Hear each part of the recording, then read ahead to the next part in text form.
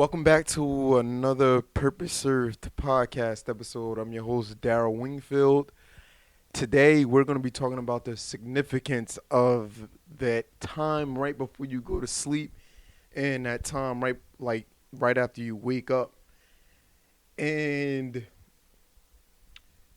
literally, what goes on in our heads and our minds right before we shut down or we start, revving our bodies up to get ready and get up for the day. If you are interested in that, stay tuned. This is going to be very special. And if you're new to this podcast, go check out the previous podcast to get a better feel for the, the culture here and the feel here. The goal is to inspire you guys to do more than what you're capable of and achieve a more fulfilling life. We are born into something crazy, man, where we don't really understand how high the highs are, how low the lows are, how vast this thing is. And that at times can be very, very overwhelming, especially the older that you get and the older that you start to understand what is going on around you. Like when you first born into this world, you literally have no concept or no preconceived notion of what this thing is. You it's almost as if you pop up into it, but it's in a way where before you popped up, everything that was going on was was going on before you was here, and you kind of get born into it and gotta accept this thing for what it is. But through that, you get taught all of these different things on the way that you're supposed to be living through your parents, through your teachers, through the people in your community, and pretty much what you see them doing every time you walk outside your house. Now, this is coming from, I guess, the perspective of when you were like a child, and then you take those things the older that you get and you freaking run with it, you know? And the significance of the time right before you go to sleep is kind of it's crazy. For me personally speaking, when I go to sleep, it's as if I'm recapping my day. Sometimes it goes on of me recapping a certain moment in my life, a certain time period, and at times it ramps my brain up so much to the point where it's hard for me to sleep. And when I was 19, 20, 21 years old, these things would kind of feel like a haunting thing because of what I was getting myself into compared to who I was trying to be, you know? And at those moments when I knew like I was going to school to get my degree, my bachelor's degree in either psychology or sports management. Psychology was the first thing my freshman year until I switched over the second year to sports management. Sports management. I can't even talk. But during that time period, as you guys know, if you listen to the previous podcast, I wasn't really paying attention to shit in school. My mind was definitely somewhere else. And as I started to gear away from a school-based mindset of learning, getting my education, it turned into a deep. I developed a deep void within myself where it just nothing felt right. Everything felt off, and it almost was as if I was placed in the wrong place in the wrong time, and I had to just simply deal with it. because my goal was to play college basketball when I did go to college. I didn't really care about getting my degree in sports management or psychology. But when I didn't get that chance to play uh, college basketball due to my grades and stuff like that, it was it was bad. And and that's when I started developing this nihilistic standpoint of the world where it was like if this don't happen, there's literally no point to any of this, you know. And I around this time, like of course, like you guys know, talk about this plenty, but this is when these behaviors started cooking up that I wouldn't say in high school was there, like here and there, but not something habitual where I started using alcohol as like a form of escape, and also around this time I started smoking as well, which is something that I told you guys that I used as a form of escape as well. And I was transferring from school to school. I only transferred twice actually, from Wilmington University to my local community college, and then I tried to transfer to Kane University to go there to play basketball. But my GPA was so bad that they didn't accept me, and it was one of those things where I put my all into one basket. So if this thing didn't work out, I did not see me. I didn't know how I was going to exist. You know what I mean? To be quite honest, and this is when, right before I would go to sleep, these things would feel like they was haunting me. Like, how can I get out of this situation? What can I do to get out of this situation? And at the time, it wasn't no optimistic way of thinking. And these kind of thoughts will literally keep me up all night until, 4 o'clock in the morning, because I was just sometimes be petrified of what my future would look like. And for our bodies in general, this is not a good thing to have it in hyperdrive right before we supposed to be shutting it down and giving it a rest. This messes up our circadian rhythm, which is like with one accord with nature. And if you throw in uh, alcohol on top of that, if you throw in, the activities that come with, drinking alcohol, going out all night, uh, just doing whatever you can to try to escape this sort of depressive reality that you built for yourself. This stuff is like dangerous. And this continued on for quite some time for me. It honestly, I want to say, lasted a good 5 years. And this messed up my sleep pattern tremendously. I would be getting anywhere from 4 to 5 hours on a good day of sleep due to the fact that I didn't feel comfortable sleeping, to be quite honest. And then when I wake up, it was like such a sense of dread for the day that it's almost as if I didn't want to get out of bed and handle the stuff that was waiting for me. And the more I kept doing this form of escapism, the more it felt like my problems was piling up on me. And it really started getting me more and more to a drastic I don't give a fuck type mindset, to the point where I started maneuvering that way. And since I wasn't respecting myself, that automatically meant I wasn't respecting others as well. And how often, it may not be that extreme for you guys, but I bet when, you know, you go to sleep and you think about like certain dreams that you have or aspirations or even sometimes the regret and mistakes that you've made in the past, it's like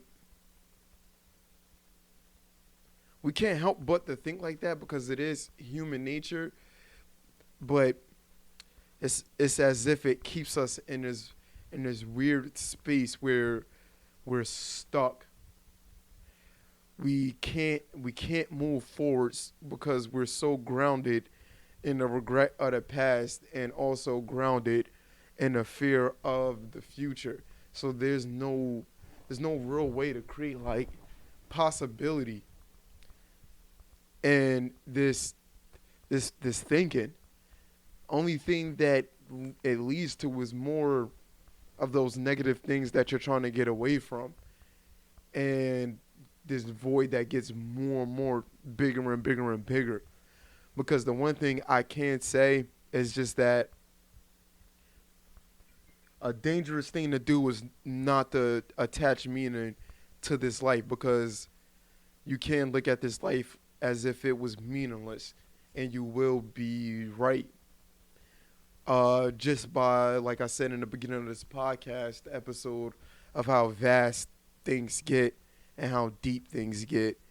You know, you can't necessarily get to the bottom of an emotion the more you keep deeply feeling it, whether that's a high or a low. And I can say that due to the fact that I went extreme with so many things that once I got to my personal end of the road with those things, I realized that the it was whatever meaning that I attached to it to begin with that ultimately told the story in itself for why it ended up the way it ended up. And I'm not the only person that do this. We all do this, and that's how we attach certain meanings to certain things in our life, depending on what the significance is, you know? And for me, experiencing two different, I guess, extremes of my psyche, I was able to find a middle line between the two of things going well and things going to absolute shit. And riding that fine line and dancing in between those two is ideally what you should be doing until you cross over to the other side. And what I mean by that is, until you die, experience until you experience death. I can only have my own speculation for life outside of what happens, you know what I mean? But we are blessed with so many different inspirations, hearing so many people's perspective on what life is and seeing from what their perspective is the beauty that they can create from it. And we get that through things like music, movies, TV shows, books, um, different YouTube content, videos. There's so many outlets that people use to express themselves and show through different mediums of honestly this experience, and you can you can capitalize on these things. And first, when you first wake up, you know these is one of those moments where you're at the crossroads of so many different things, man, and your brain wave is operating, I believe, at like a like theta brainwave, which is like so smooth and so it's not that active. So it's kind of still in a dream state. And if you think about that compared to when you're in the middle of your day, you know how much things is firing off, how much are you trying to like control your day, control your thoughts. It's like the sense of control is so strongly there that it's kind of hard to, experience a new, different way of thinking that's outside of this program that you set yourself in to to to get going. So that's why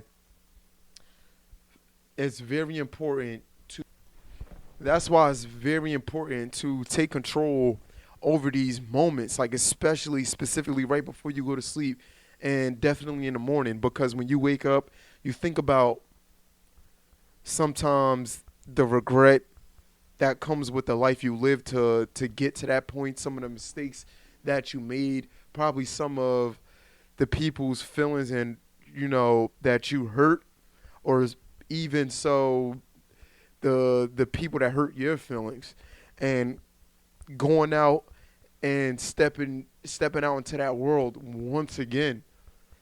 That's that's tough. It's difficult, especially when you don't even have a grounding on your sense of reality and what you're trying to do, and you're still trying to find yourself amongst this madness that goes on constantly, this freaking madness that's constantly going on. And you have to break these stuff down. And what makes life scary is when you take too much in at one given time. And when I used to get straight plastered and be on like level 1,000, and take substances and to that sort of extreme, it would make me take actions in those kind of extremes as well, because I wasn't in my right state of mind, and it made it easier to do the things that I was thinking about, I guess, doing or feeling or being. But once those stuff started to wear off and reality started to set in again, I would feel incredibly shitty about that build up to get me into that mind state of like, yo, I could conquer the world. You know what I mean? Because it was like a false representation of conquering the world instead of what it was grounded in reality. And every morning when I would wake up after like a binge, I would feel all of those decisions. They would freaking kind of haunt me, and the actions that I took from that previous night or that whole previous day. And it's like, dag, like, how did I get here? Where am I? What am I doing? All of this crazy type of stuff. And like I told you guys, once things started really picking up with these bad decisions that I was like making, that ultimately led me to being arrested, being in so many situations where I came close to being arrested, or came close to, I guess, losing my life from, operating a vehicle when I'm completely, done up and putting other people's lives in danger, but I necessarily wasn't thinking about them. I was just riding out this wave of me feeling good. And that's very, very dangerous, and it's very inconsiderate to the environment around me. But a lot of people are still stuck in that kind of conundrum. And me, I believe that it's comes from a lack of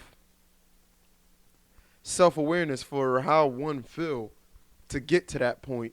They think they do, but if you keep digging deep, you start to realize that it comes from a part of you that's very suppressed, that's looking to express itself, but we do it sometimes in such a negative connotation that it brings out the monster in us instead of the angel in us. And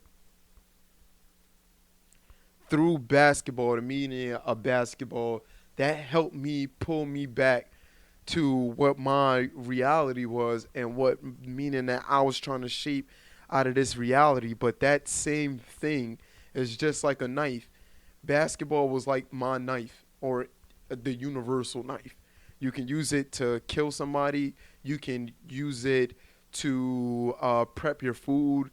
It's so many different things that you can use this tool for. This tool is necessarily not good or bad. It's whoever's wielding this knife that's going to, I guess, make the meaning for what that knife is. The knife is just a tool. And just last Thursday, me and my mom are starting to do 30-minute live shows in regards to purpose serve and different aspects of what purpose is and the meaning of life and how to go about living a life to the fullest and expressing yourself to the fullest, and talking about goals being that thing, and how inanimate objects such as this camera that I'm using, this microphone, uh, the software that I'm using to upload it, these are inanimate objects, but the animate person, the spirit that's using this, can use it to bring some sort of meaning to this chaotic thing that we're living in that has some sort of order within it as well. Of course, I'm always like going off on like the deep end, but you have to find that. Everybody has to find what that meaning to them is. And it's a very, very extremely powerful source to get you through some rocky, tough times. And it definitely 100% did that for me when I questioned my own abilities to get certain things done that I deeply cared about. And basketball was that thing for me. And when I was going through this process of using escapism to try to heal myself, it was really destroying me, but I was using that form of escapism from the realities I would constantly hear from people saying, um, the odds of you becoming a professional basketball player is very slim. It's impossible. You would need to do this. You would need to go to this D1 school. You don't have this. Like, look how you're built. All of these things. And it's something that I disagreed with, but there's a part of me that believed in it that made me start to slowly but surely give up on myself and give in to the circumstances and do whatever that I could to block those things out, but it would enhance a negative part of myself. And my relationship with my mom started to dwindle away. My relationship with my dad started to dwindle away. My brother Devontae started looking at me different, and even my brothers and sisters, they had no real concept of what I was going through due to the fact of how young they was. Like, uh, my brother under me is 25 years old, and then right under that, my two brothers is both 17 and 16, and two sisters that's 14 and 12, and my baby brother that's 8 years old.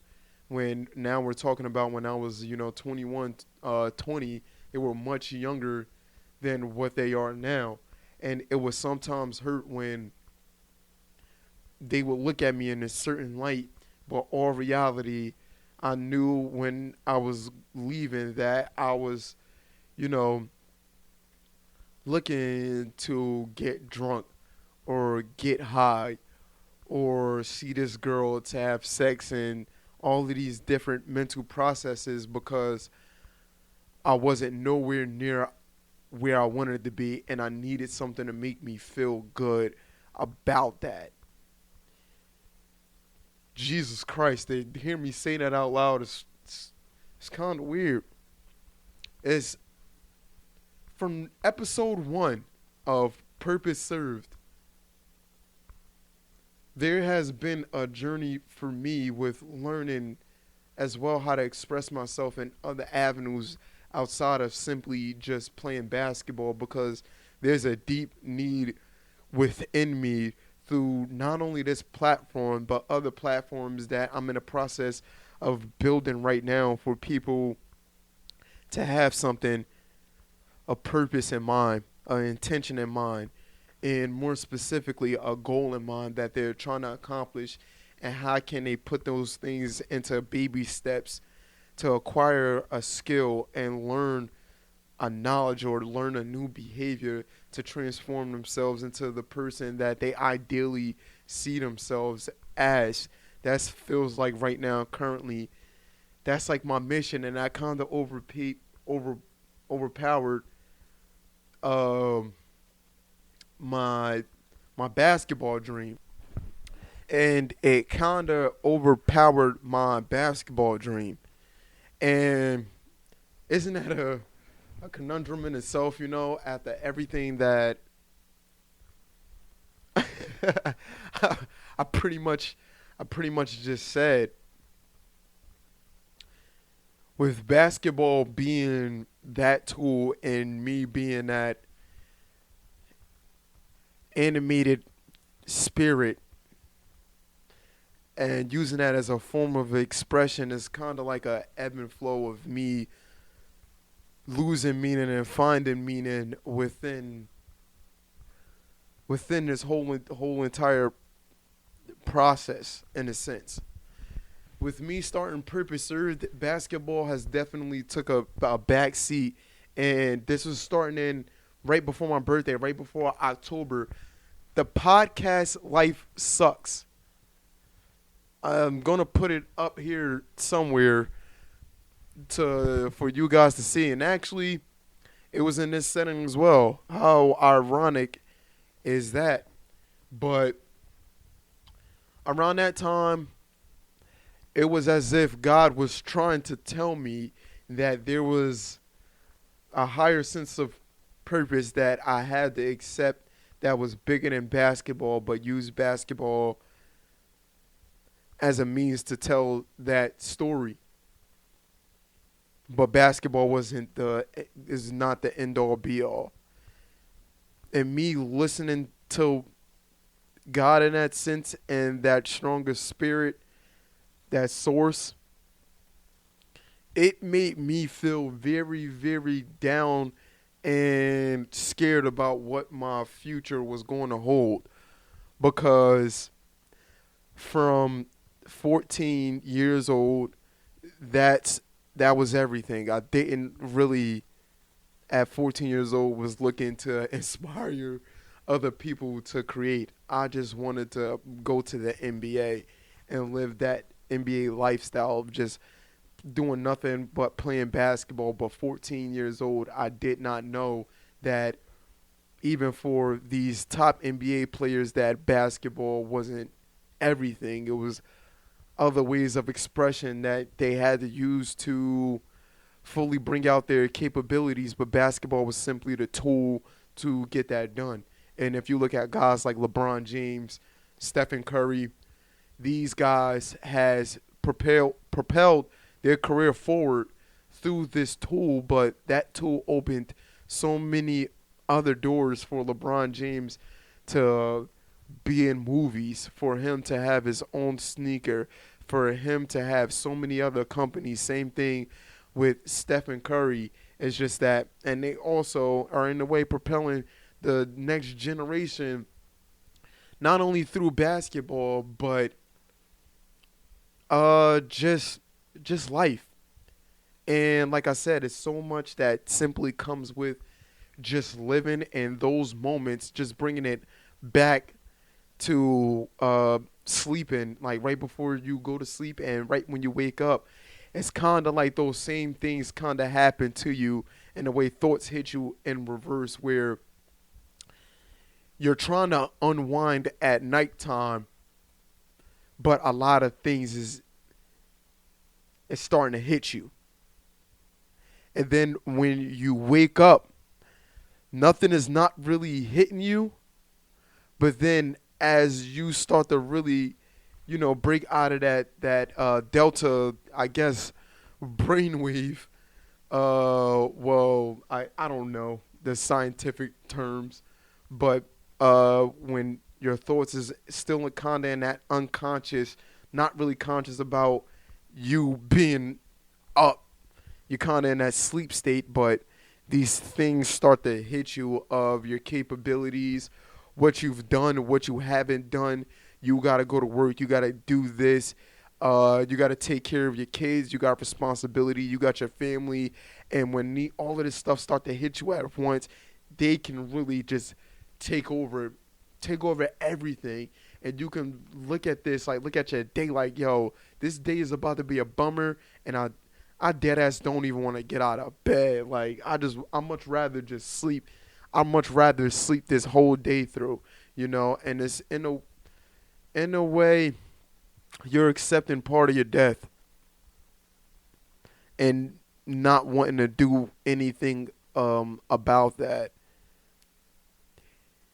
And necessarily on the opposite end, to sit there and amp yourself up to feel like you're about to take over the world, you can use that, but there will come a point in time where that same exact feeling is gonna fuck you over. To be quite honest, sorry, Mog.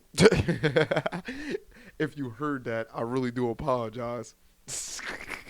But in a way where it's gonna burn you out at some given point. And yet again, I always do a special shout out to my Yoda master, Grace. She's been helping me process these things that and what to be mindful about and what to rev down and understand when it is to absolutely chill and know when I need rest and not rev it up. Because if y'all don't know this about my personality, it's easy for me to talk myself into doing something subtle, drastic, crazy, the whole nine. You know, like the January 1st when, like I told you guys on New Year's, when I came in my house and I was pretty lit up and my mom said I had to go. I did not know what the hell I was about to do, but I was so crazy with accepting my fate and accepting things for what it is that I was willing to step outside into a world where I honestly felt like I was going to be consumed and the world was going to chew me up and spit me out. But I was ready for that. In fact, I was like, that would be cool if it does do that to me, so then I wouldn't have to deal with any of the rest of this BS. But it's kind of like accepting my mortality in some sort of way. to think about it, like at the time, my brother had got my Toyota Corolla. I didn't have a job and I was broke as a freaking joke. I don't even think at the time that I had a bank account because it got shut down. And this is like 2017, and in that span of 2017, I experienced so freaking much. I was working at Panera Bread in the beginning of that year, and then ended up playing basketball in Spain and seeing that beautiful world for what it was, which opened my mind to my capabilities, what I really wanted to do, what I was scared of, and what I was truly capable of. And I didn't think I was. And then I come back stateside, and it's as if all my vices, every last one of them, was waiting for me. And there was a part of me that couldn't wait to get back to it.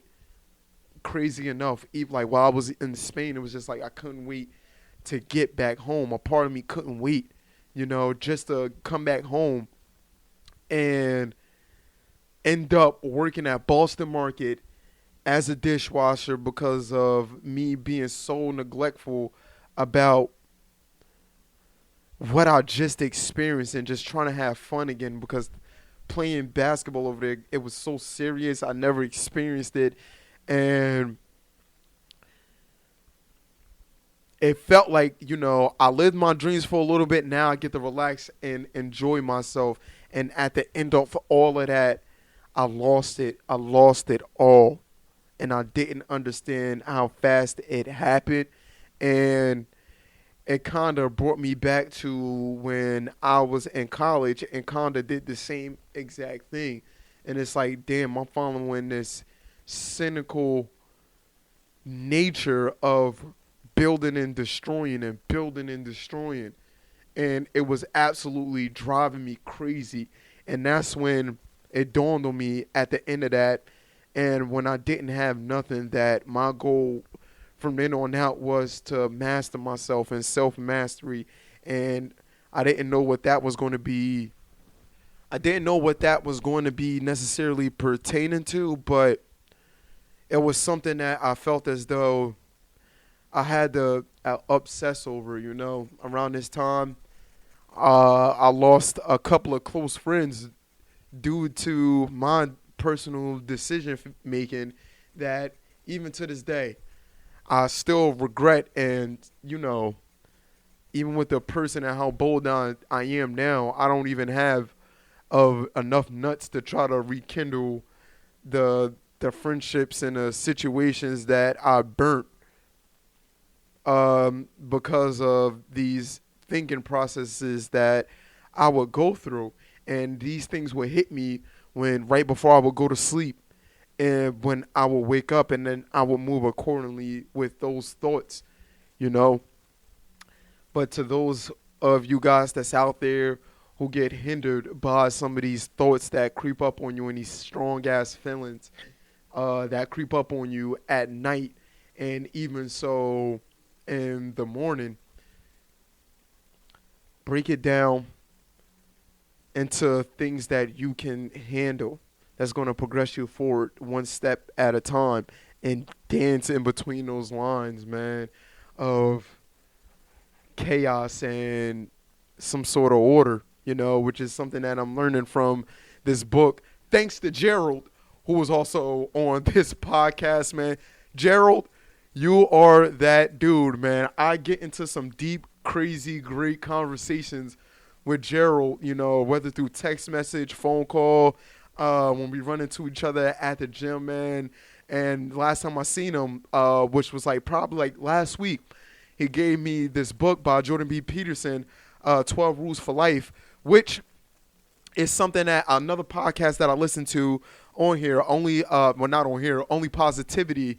This dude has a freaking great podcast, literally talking about any kind of vibe, man. But one of them I had to skip over because I had just got the book and I seen that the episode was referencing that book. But I was like, yo, I have to finish this book in order to fully comprehend this podcast episode. But shout out to him as well.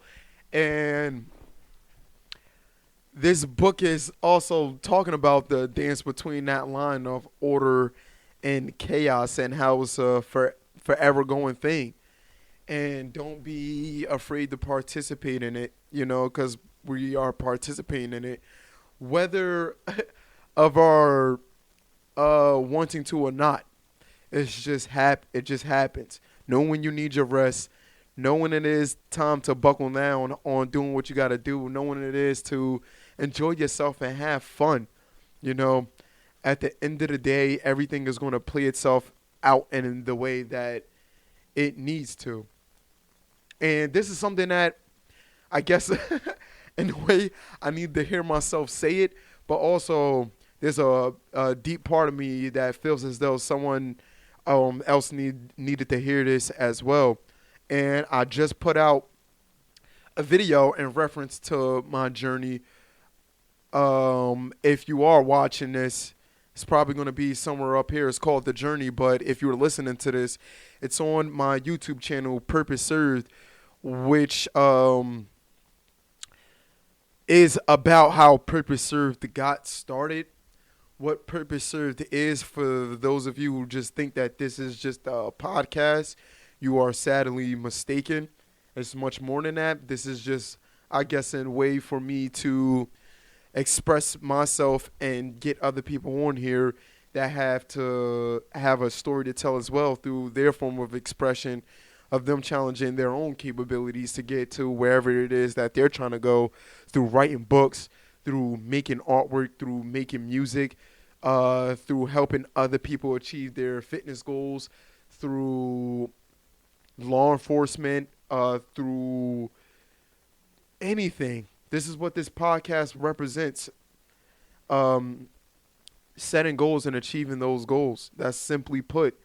And through other programs that I'm going to start running, and services, that's literally what the mission is, solely what the mission is. And this podcast is just one outlet for me to get that done.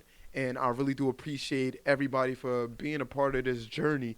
And like I said, if you made it this far, thank you. Please subscribe to the YouTube channel. Leave a comment for suggestions for the type of guests that you want, content that you would like to hear me talk about. And also, simply serve your purpose. And please, like, share, and subscribe. Thank you, and I love you all. Have a good one. I'm out. What do I say? Deuces!